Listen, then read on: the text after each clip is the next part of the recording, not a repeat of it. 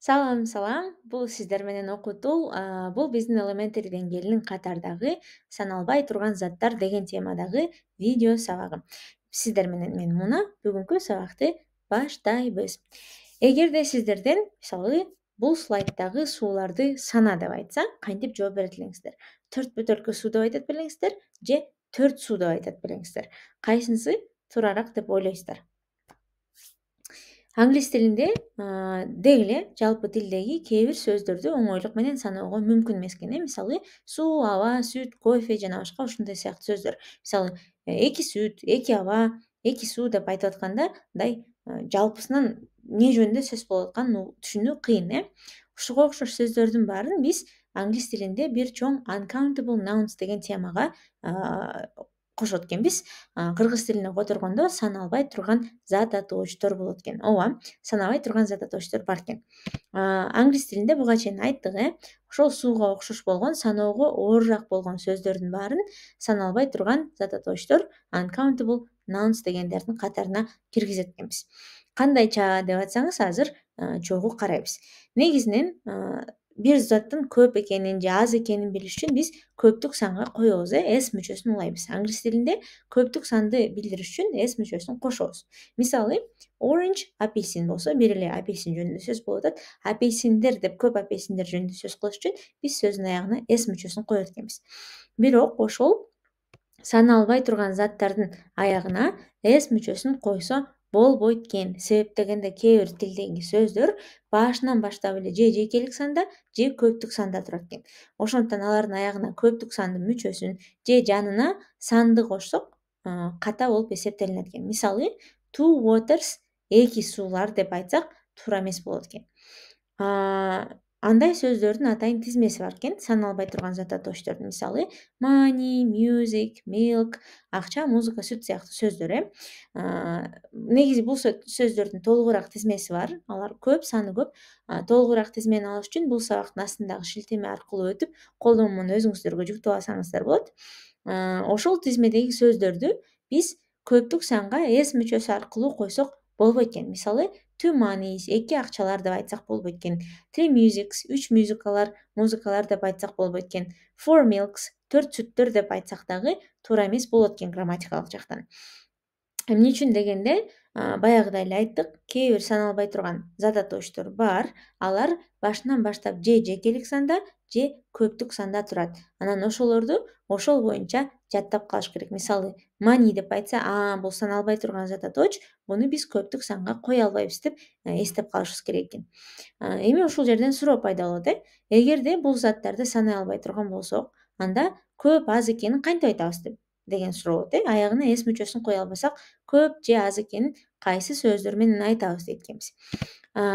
Эгерде заттын өзүн санай албасак да, англис тилинде, алар үчүн колдонулган идиштер, баштыктар, килограмм же литрлер менен санасак болот экен. Мисалы, бөтөлкө, пакет, стакан же коробка сыяктуу сөздөр менен санасак болот экен. Башкача айтканда, бизге жардамчы сөздөр керектелет экен. Ал кайсы жардамчы сөздөр экен? Бул слайддан карап алалы. Видеону паузага коюп, менин артыман кайталап практикаласаңыздар болот. Some бир нече, мисалы, some money, бир аз акча бересиңби, бир нече, бир аз деген түшүндүрөт экен.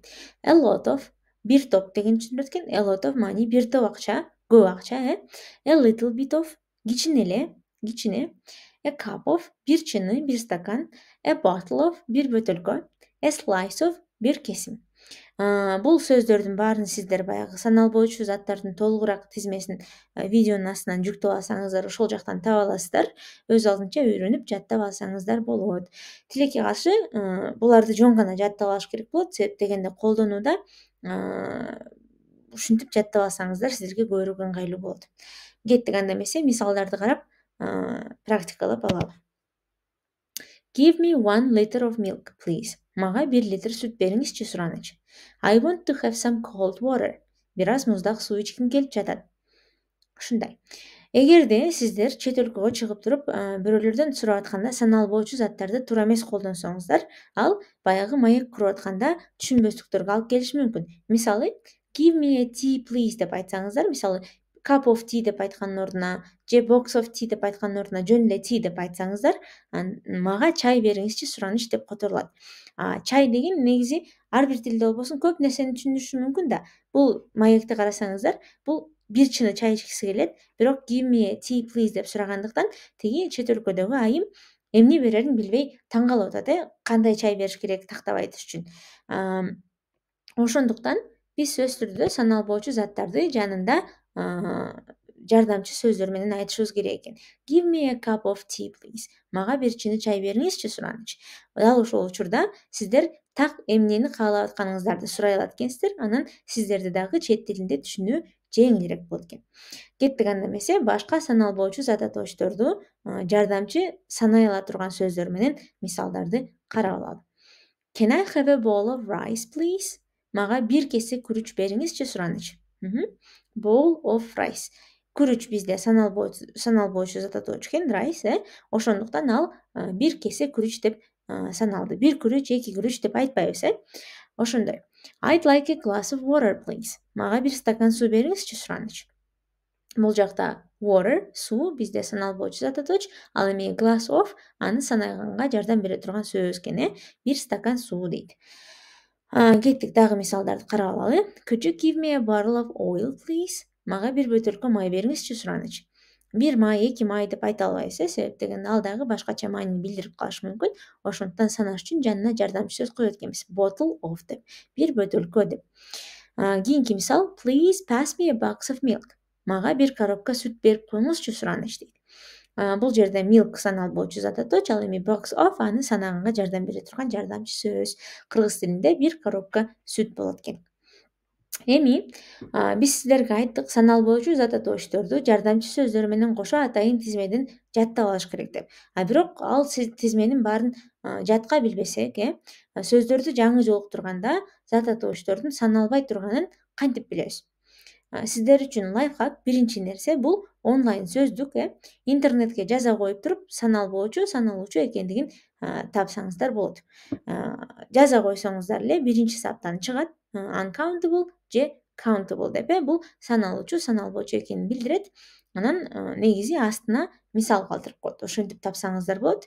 Ал эми экинчи мисал, эгерде сиздердин жаныңыздарда онлайн сөздүк жок болуп калса, анда колуңуз менен манжалап санап көргөнгө аракет кылыңыздар. Мисалы, бир таш, эки таш десеңиздер түшүнүктүү, демек таш санала турган зат экен. Ал эми бир аба, эки аба деп атсак, бир аз окшошпой калат. Демек аба саналбоочу зат. Ошондой. Негизинен биринчиден онлайн сөздүктөргө гана так ишенип колдонсоңуздар болот. Ушинтип саналбоочу зат атоочторду карасаңыздар болот экен. Эң негизгиси ишеничтүү ресурс дегенибиз бул онлайн сөздүк жана атайын тизмеден алдын ала жаттап билип алуу экен. Ушуну менен сабагыбыз аяктады. Азаматсыздар. Кийинки сабакта биз сиздер менен how much жана how many деген эки суроонун айырмасын билебиз. Бул экөө тең канча деп которулат, бирок англис тилинде эки башка жолдо колдонулат экен. Кийинки сабактарга чейин биздин социалдык тармактарга катталып, пайдалуу видеолорду көрсөңүздөр болот, кошумча сабактарды алсаңыздар болот. Ал эми окутул деп издеп колдонмобузду телефонуңуздарга жүктөп, кошумча сабак, тест көнүгүүлөрдү дагы өтсөңүздөр болот. Кийинки сабакка чейин саламатта калыңыздар.